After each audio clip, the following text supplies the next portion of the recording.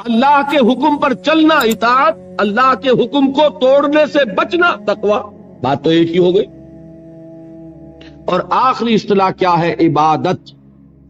عبادت بنا عبد سے، عبد کے معنی غلام، اللہ کی ہمہ وقت ہمہ تن غلام. ایک ہوتا ہے ملازم، ملازم ہمہ وقت ملازم نہیں ہوتا، 8 گھنٹے کام کرنے کا پابند ہے، 9 گھنٹے وہ آپ کے برابر ہے. وہ بھی ایک ووٹ رکھتا ہے، آپ بھی ایک ووٹ رکھتے ہیں. وہ بھی شہری ہے اس ریاست کا، آپ بھی شہری ہے. امپلائر امپلائی ریلیشن شپ میں رتبے کا فرق نہیں ہوتا، کام کا کام مسئلہ ہے. آپ کام کر رہے ہیں، وہ آپ کو اجرت دے رہا ہے. 8 گھنٹے مزدور آپ کا کام کر رہا ہے، 9 گھنٹے، تو بالکل آپ کے برابر آزاد شہری. پھر یہ کہ ملازم اگر آپ نے رکھا ہے باورچی کی حیثیت سے، وہ آپ کا خانسامہ ہے، اس سے آپ یہ نہیں کہہ سکتے کہ میرا کموڈ بھی صاف کر دو. کہہ سکتے ہیں؟ وہ صاف جواب دے گا، جناب میں اس کام کے لیے ملازم ہوں، اس کے لیے ملازم نہیں ہوں. لیکن جو غلام ہوتا تھا عبد، وہ ہمہ وقت غلام، ہمہ تن غلام، جو حکم دیا جائے ماننے پہ مجبور، کسی وقت انکار نہیں، کسی کام سے انکار نہیں.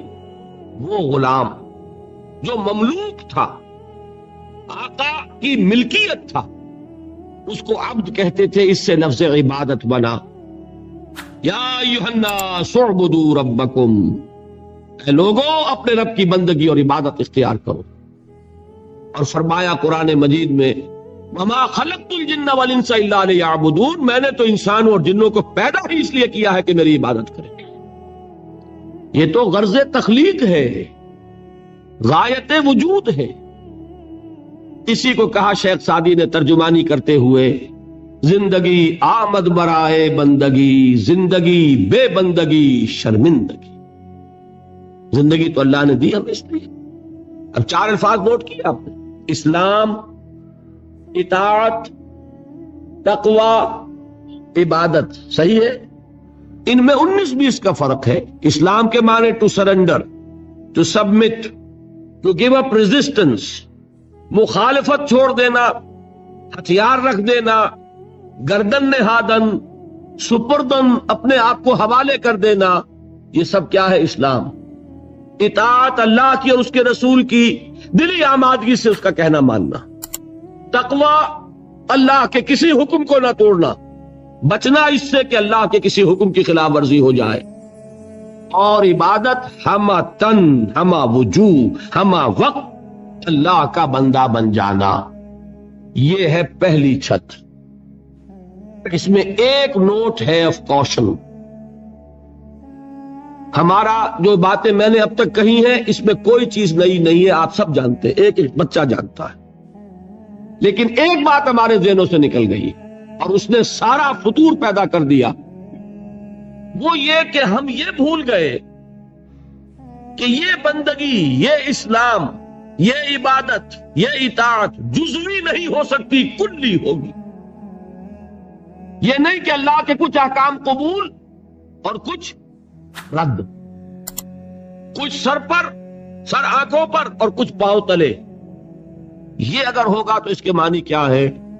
یہ تمسخر ہے، استہزاء ہے، ڈھٹائی ہے، مذاق اڑانا ہے اللہ کے دین کا. اور کل میں تجزیہ کر کے بتا چکا ہوں کہ اس میں جو چیز مانی جا رہی ہے وہ بھی اللہ کے حکم کی وجہ سے نہیں، اپنے نفس کی پسند کی وجہ سے. جو مانی جا رہی ہے وہ بھی اللہ کی اطاعت نہیں، نفس کی اطاعت. اور میں وہ آیت سنا چکا، افتؤمنون ببعض الکتاب وتکفرون ببعض، کیا تم ہماری کتاب اور شریعت کے ایک حصے کو مانتے اور ایک کو نہیں مانتے؟ سود کس نے حرام کیا؟ اللہ نے. سور کس نے حرام کیا؟ اللہ نے. شراب کس نے حرام کی؟ اللہ نے. بڑا دیندار بنا پھرتا ہے، شراب تو نہیں پیتا، سور نہیں کھاتا، سود کھاتا ہے. بتائیے کوئی منطقی اس کے لیے دلیل؟ اگر تو اللہ کی حرمت کی وجہ سے ہے تو میں دعوے سے کہتا ہوں کہ خنزیر کی حرمت اور شراب کی حرمت سود کی حرمت کے 100ویں حصے کے برابر بھی نہیں. حدیث سنا چکا ہوں آپ کو. الربا 70 جزءا، سود کے گناہ کے 70 حصے ہیں. ایسروہا، اس میں سب سے ہلکا حصہ اس کے مساوی ہے ان ينكح الرجل امہ، کہ کوئی شخص اپنی ماں سے زنا کرے. اب آپ کیلکولیشن لگا لیجیے، کیا سور کے کھانے پر اللہ کی طرف سے اعلان جنگ آیا ہے؟ کیا شراب کے پینے پر اللہ کی طرف سے اعلان جنگ آیا ہے؟ شراب کے بارے میں تو تسلیم کیا گیا اس میں کچھ خیر بھی ہے، نفع بھی ہے، لیکن اس کو ہم نے حرام اس لیے کیا ہے کہ اس کے مضرت کا پہلو، گناہ کا پہلو اس کے منفعت کے پہلو سے زیادہ ہے. یسألونک عن الخمر والمیسر قل فیہما اسم کبیر ومنافع للناس واسمہما اکبر من نفعہما، یہ فرمایا نا. لیکن حرام اور سود پر کہا کہ اگر باز نہیں آتے فَأَذَنُوا بِحَرْبٍ مِّنَ اللَّهِ وَرَسُولِهِ، تو کان کھول کر سن لو اللہ اور اس کے رسول کی طرف سے اعلان جنگ. یہ بات اچھی طرح سمجھنے کی. یہ بندگی پارشل نہیں ہو سکتی، کمپلیٹ ہوگی. اسلام میں آنا ہے تو پورے کے پورے میں آنا ہوگا، ادھورے میں نہیں آئے. ادھورے میں آتے ہو تو جاؤ، دفع ہو جاؤ، ہمارے ہاں قبول نہیں. ہاں کسی وقت غلطی ہو جائے، کل بیان کر چکا ہوں، خطا ہو جائے، ٹو ایرر از ہیومن. حضور نے فرمایا کل بنی آدم خطاؤون وخیر الخطائین التوابون، تمام انسان خطا کار ہیں، خطا کاروں میں بہترین وہ ہے جو توبہ کرے. لیکن توبہ کی بھی قرآن مجید میں شرح کر دی. ایک توبہ وہ ہوتی ہے ساری عمر حرام خوری کرتے رہو اور موت کے وقت آگے ہاتھ جوڑ دو، وہ توبہ قبول نہیں ہوگی. ایک توبہ وہ ہے کہ خطا ہو گئی فوراً رجوع کیا، اے اللہ مجھ سے غلطی ہوئی، پروردگار معاف فرما، کرتا ہوں کہ آئندہ نہیں کروں گا. اس کو اللہ نے فرمایا اس توبہ کا قبول کرنا ہم پر واجب ہے. انما التوبۃ علی اللہ للذین یعملون السوء بجہالۃ ثم یتوبون من قریب. بہرحال پہلے درجے میں یہ جان لیجئے صرف اللہ کا بندہ بن جانا، ہمتن بن جانا آسان نہیں ہے. یہی وجہ ہے علامہ اقبال نے خوبصورت اشعار کہے ہیں، چمی گویم مسلمانم بے لرزم کہ دانم مشکلات لا الہ را. میں جب یہ کہتا ہوں کہ میں مسلمان ہوں تو مجھ پر کپ کپی طاری ہوتی ہے کہ مجھے معلوم ہے کہ لا الہ الا اللہ کہہ دینا بہت آسان ہے، اس پر پورا اترنا بہت مشکل. یہ شہادت گاہ الفت میں قدم رکھنا ہے اور لوگ آسان سمجھتے ہیں مسلمان ہونا. یہ اشعار تو یاد ہوں گے. دیکھیے یہ پہلی منزل بنی ابھی، اور پہلی منزل ہی اتنی کٹھن ہے. البتہ اس کی کٹھنائی کو اللہ نے آسان کیا. 4 ایسے عمل ہمیں عطا فرما دیے کہ اگر ان کی پابندی کریں گے تو آسان ہو جائے گا اللہ کی بندگی کرنا. نماز اس لیے تاکہ یاد رہے کہ ہم نے اللہ سے یہ عہد کیا ہے. 5 مرتبہ اپنے کاموں سے نکلو، کہیں غفلت طاری نہ ہو جائے. آؤ اپنے عہد کو تازہ کرو. ایاک نعبد و ایاک نستعین، پروردگار میں عہد کرتا ہوں، تیری ہی بندگی کرتا ہوں اور کروں گا، اور تجھ ہی سے مدد چاہتا ہوں اور چاہوں.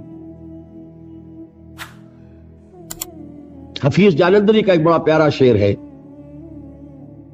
سجدے میں گر کر آدمی کیا کرتا ہے. بڑا پیارا شعر ہے. سرکشی نے کر دیے دھندلے نقوش بندگی، آؤ سجدے میں گریں لوح جبیں تازہ کریں. ہمارے تو ماتھے پہ لکھا ہونا چاہیے کہ یہ بندہ ہے، اللہ کا بندہ. سرکشی جو ہے اس کی وجہ سے یہ نقش کچھ مدھم ہو گئے ہیں. سجدے میں گرو اور تازہ کرو تاکہ وہ نقش بندگی جو ہے پھر اجاگر ہو جائے. سرکشی نے کر دیے دھندلے نقوش بندگی، آؤ سجدے میں گریں لوح جبیں تازہ کریں. نماز کیا ہے؟ بندگی کے اقرار کو تازہ کریں. پھر اس عبادت میں آڑے آتے ہیں انسان کے نفسانی خواہشات. اس نفسانی خواہشات کا مقابلہ کرنے کے لیے کیا دیا؟ روزہ۔ حضور نے فرمایا الصوم جنتن، روزہ ڈھال ہے۔ نفس کا حملہ کس پر روکو گے؟ روزے کی ڈھال پر۔ پیٹ کھانے کو مانگتا ہے لیکن اپنے اندر ضبط پیدا کرو۔ 1 مہینے تک صبح سے شام تک شدید بھوک کے باوجود نہیں کھا رہے، حلال چیزیں نہیں کھا رہے، بہترین پھل موجود ہے فریج کے اندر، حلق میں کانٹے پڑ رہے ہیں اور فریج کے اندر روح افزا کی بوتل موجود، نہیں پی رہے۔ کیوں؟ کہ اللہ کا حکم نہیں۔ اگر اس کی عادت ہو جائے گی تو بقیہ 11 مہینے حرام سے تو بچو گے کہ نہیں؟ یہ مشق ہے، یہ بندگی کی مشق کرائی جا رہی۔ پریڈ کرتا ہے ایک فوجی کس لیے؟ جس وقت پریڈ کر رہا ہے اس وقت جنگ تو نہیں ہو رہی نا، لیکن مشق کرے گا تو چاق و چوبند رہے گا کہ جب جنگ ہوگی تب بھی یہ چاق و چوبند رہے اور ایک کوشن پر موو کرے، ایک کمانڈ کے اوپر آگے ٹوٹ پڑے۔ اس کی عادت کرنی پڑتی ہے۔ تو نفس کے حملوں کو روکنے کی عادت پیدا ہوئی کس سے؟ روزے سے۔ اللہ کی بندگی میں ایک بہت بڑی رکاوٹ ہے مال کی محبت۔ مال محبوب ہے، یہ تو میں آپ کو اقسام شرک میں بتاؤں گا۔ زر پرستی بھی شرک ہے جسے کوئی نہیں جانتا، قبر پرستی کو تو جانتے ہیں شرک ہے اور ہے، زر پرستی بھی شرک ہے یہ کسی کو پتا نہیں، اور نفس پرستی بھی شرک ہے یہ کسی کو پتا نہیں۔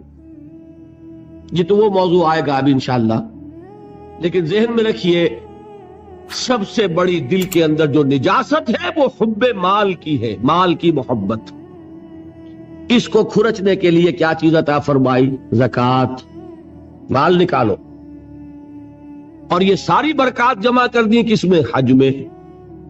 نماز کی برکت بھی ہے، اس میں طواف ہو رہا ہے، شاعر الہی ہے، اور پھر اس میں مال بھی خرچ ہو رہا ہے، وہ زکوٰۃ کی برکت آ گئی۔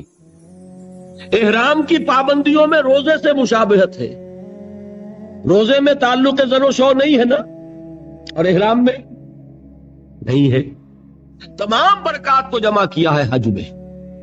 یہ عبادات کس لیے دی گئی؟ یہ ٹریننگ کورس ہے ایک بندہ مسلم کا، بندہ مومن کا، کہ اسے اللہ کی ہمہ بندگی کی عادت پیدا ہو، صلاحیت پیدا ہو جائے، وہ واقعتاً اللہ کے احکام پر چلنے کے قابل ہو جائے، اس میں تقوی پیدا ہو جائے۔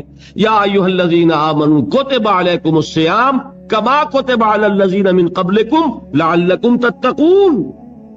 اہل ایمان تم پر روزے فرض کیے گئے جیسے کہ تم سے پہلی امتوں پہ فرض کیے گئے تھے، تاکہ تمہارے اندر تقوی پیدا ہو۔ تو یہ جان لیجئے یہ 4 ستون اور یہ چھت۔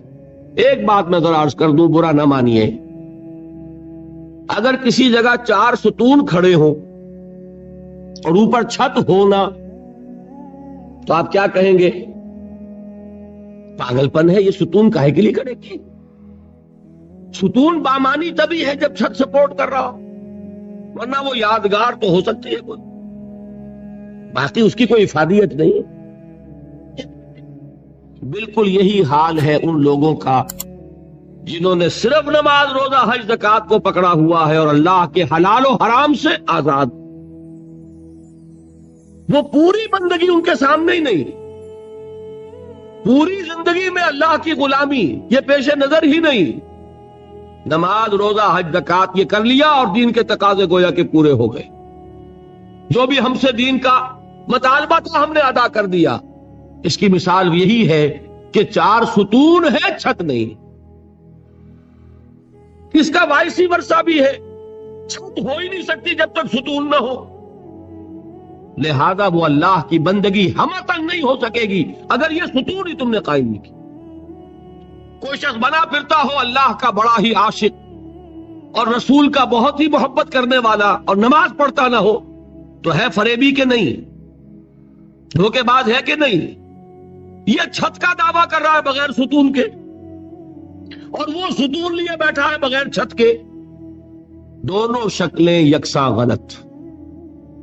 یہ تو در حقیقت عمارت کا تصور ہی تب بنے گا ستون ہو، نماز ہو، روزہ ہو، جسے اس حدیث میں حضور نے فرمایا عمود ہے، یہ فلا ادلک یا معاذ براس ھذا الامر وعمودہ وذروۃ السنام منہ. یہ عمود ہے، یہ ستون ہے، یہ ارکان ہے. رکن کہتے ہی ستون کو ہے. ان ستونوں پر پہلی چھت آئی. وہ پہلی چھت کاہے کی ہے؟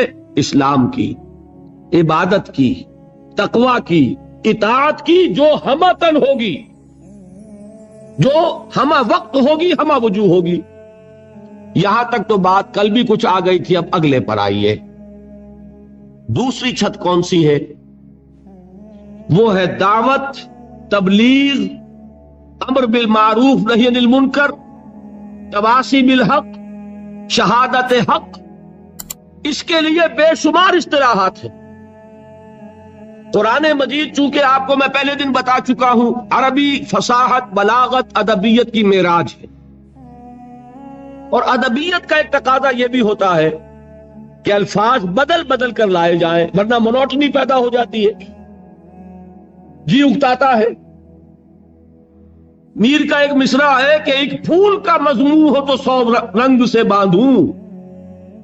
دعویٰ کر رہے ہیں ایک پھول کا مضمون ہو تو 100 رنگ سے باندھوں. یہ اپنی فصاحت اور بلاغت اور طلاقت لسانی کا اظہار کر رہے ہیں. قرآن مجید کے اندر بھی آپ کو یہ حسن ملے گا بتمام و کمال. ایک ہی بات کے لیے کئی اصطلاحات. اچھا یہ کہ 19-20 کا فرق ضرور ہوگا ان میں، یہ نہیں کہ بالکل ایک ہو، لیکن بہت قریب قریب. میں نے بتایا اسلام، اطاعت، تقوی، عبادت تقریباً ایک مفہوم ہے، لیکن تھوڑا تھوڑا فرق ہے. اسی طریقے سے دوسری چھت جو ہے عمل صالح کی دوسری منزل، اس کے لیے الفاظ کیا ہے؟ دعوت، تبلیغ، نصیحت، وعظ، تلقین، تعلیم، انذار، تبشیر، تذکیر، امر بالمعروف نہی عن المنکر، اور سب سے جامع اصطلاح شہادت علی الناس. بات سمجھ میں آئی؟ تعلیم میں کیا ہوتا ہے؟ کوئی بات آپ کسی کو سکھا رہے ہیں. ہمارے تبلیغی بھائی ہوتے ہیں، بھائی تعلیم ہو رہی ہے. تعلیم کائے کے لیے ہوتی ہے؟ وہ بھی تبلیغ کی ایک شکل ہے نا. کوئی کتاب لے کر بیٹھ کر پڑھ رہے ہیں. درس کائے کے لیے ہے؟ یہ بھی تبلیغ ہے. تقریر جو میں کر رہا ہوں یہ کیا ہے؟ یہ تبلیغ ہے.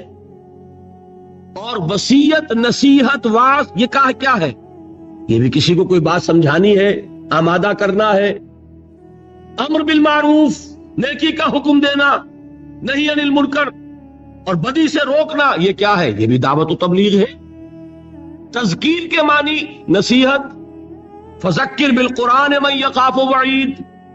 تبشیر کے معنی بشارت، یعنی پیٹھ ٹھوکنا کہ اگر سیدھے راستے پر آؤ گے اللہ تعالیٰ تمہارے لیے تمہیں اجر و ثواب سے نوازے گا. انذار کے معنی خبردار کرنا. میں نے وہ آیات آپ کو سنائی تھی، وما ارسلناک الا مبشرا ونذیرا. اے نبی ہم نے نہیں بھیجا ہے آپ کو مگر بشیر اور نذیر بنا کر، خبردار کرنے والے اور بشارت دینے والے. اور اس کی جامع ترین اصطلاح ہے شہادت علی الناس، لوگوں پر حجت قائم کر دیں. حجت کس لیے قائم کرنا؟ اس بات کو ذرا آپ اچھی طرح سمجھیے. یہ در حقیقت فریضہ ہے رسالت کا. اللہ تعالیٰ رسول کیوں بھیجتا رہا؟ میں نے کل بھی الفاظ کہے تھے، یہاں نہیں دبئی میں، اس وقت پھر دوہرا رہا ہوں، معاذ اللہ بات سمجھانے کے لیے. یہ کوئی اللہ کا مشغلہ تھا؟ کیا ہابی تھی؟ ایک بہت اہم مسئلہ ہے، رسول کیوں بھیجے جاتے تھے، پھر یہ سلسلہ کیوں ختم ہو گیا؟ اور اگر رسالت کسی مقصد کے لیے تھی تو آیا وہ مقصد ختم ہو گیا؟ اور اگر وہ مقصد ختم نہیں ہوا تو رسالت ختم ہو گئی، اب وہ مقصد کیسے پورا ہوگا؟ 4 سوال ہو گئے. چاروں کا جواب ہوگا تو بات کھلے گی. رسول کس لیے بھیجے جاتے تھے؟ دعوت، انذار، تبشیر. کس لیے؟ دیکھیے سورہ نساء کی آیت ہے، اللہ تعالیٰ توفیق دے آپ کو، 6واں پارہ شروع ہوتا ہے، وہاں یہ مقام ملے گا. بہت سے رسولوں کا اللہ نے وہاں نام لیا ہے. بعض مقامات قرآن مجید کے ہیں جہاں انبیاء اور رسولوں کے ناموں کے گلدستے ہیں. 16 نام، 17 نام، 20 نام مل جائیں گے آپ کو، 28 نام. ایک گلدستہ ہے سورہ نساء میں چھٹے پارے کے شروع. تمام رسولوں کا نام لے کر اب فرمایا رسلا مبشرین و منذرین لئلا یکون للناس علی اللہ حجۃ بعد الرسل وکان اللہ عزیزا حکیما. ہم نے اپنے رسولوں کو بھیجا مبشر اور نذیر بنا کر، تاکہ رسولوں کے آنے کے بعد لوگوں کے پاس اللہ کے مقابلے میں کوئی حجت باقی نہ رہ جائے. کیا معنی اس کے؟ اللہ پوچھے گا تم شراب کیوں پیتے رہے؟ اے اللہ تو نے ہمیں بتایا نہیں کہ حرام ہے. دلیل ہو جائے گی کہ نہیں؟ ہمیں بتایا ہی نہیں کہ حرام ہے. جب تک قرآن میں آیت نہیں اتری کہ آخری آیت کے حرام ہے، صحابہ پیتے رہے کہ نہیں؟ فرض کیجئے کہ جب آیت اترتی، فرض کیجئے کہ حضور کسی مصلحت کی وجہ سے کہ یہ مشکل کام ہے، یہ حکم نہیں مان سکیں گے میرے ساتھی، اور میں نے اگر یہ حکم دیا تو بھیڑ چھڑ جائے گی، دیکھنا ان